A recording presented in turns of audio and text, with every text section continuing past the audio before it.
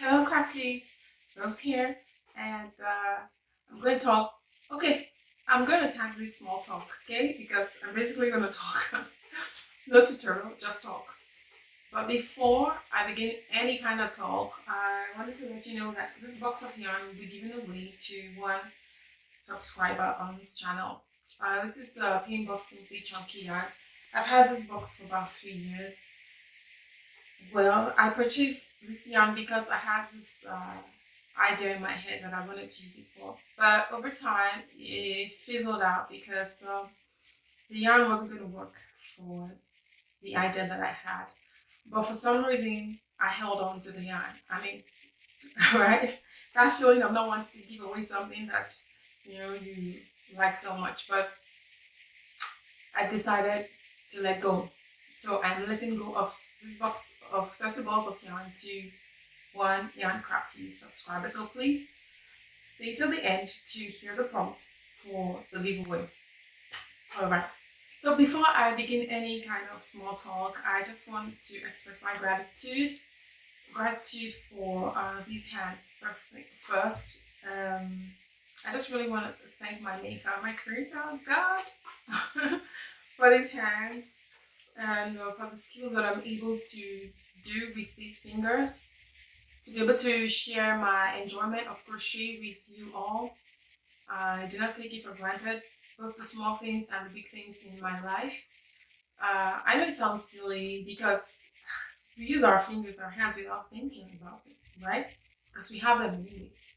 But for me, each day is a miracle, and I want to live it in that way. And I want to thank you, subscribers, for being here with me, for clicking that subscribe button, for liking my videos, for leaving a comment, for engaging with me in one way or the other, even if it was a criticism. Thank you.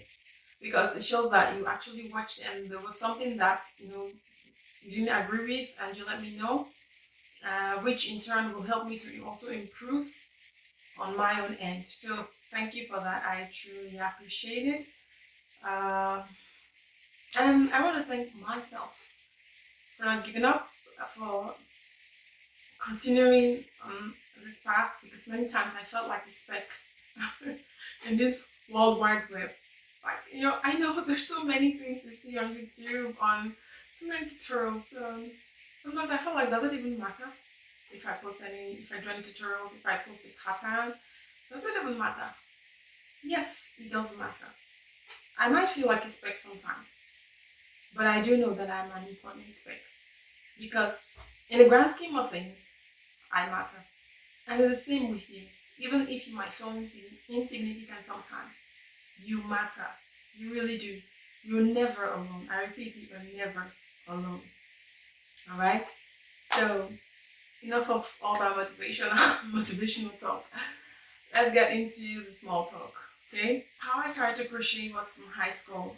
Crochet was just this cool hobby the cool girls did.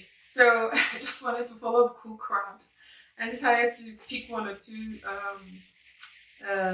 learning skills from the girls. So I learned how to do the double crochet. At the time, I did not even know that it was called double crochet. I just knew that you yarn over and you went in, you pull through twice, you pull through twice. That was what I knew. And that was my first foray into crochet. But it was short-lived. After high school, college, life went on, forgot all about crochet, and then moving to a new country, new environment, new place, I needed to do something outside of everyday life. And I've always been into crafts. I used to do calligraphy, I used to sketch.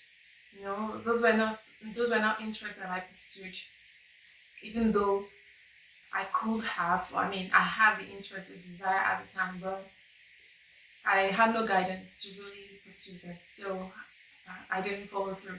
But anyways, when I started to crochet, I really got into it. I liked it. I enjoyed it. But I didn't just learn crochet like that. I tried to learn crochet through a video on YouTube. but videos weren't working out for me. So I decided to get a book. In fact, I happened on the book by chance. I went to the bookstore one day and I saw this book about crochet, embroidery, knitting. This book was just so amazing. I opened it and I was like, whoa, I need to get this book because it was so rich. So that's how I started. I really learned to crochet from this book, the Needlecraft book, if you want to check it out online. So the book has not everything, of course, but it has a lot, you know, of yarn crafts and handcrafts um, things. So that was how I started to crochet, and then from crocheting I said, okay, maybe I could start designing my own patterns. So, you know, I used to follow Tamara of Mooglyblog. A big shout out to her because when I really started designing, I reached out to her and she was a great sport. She helped me, she advised me on what to do.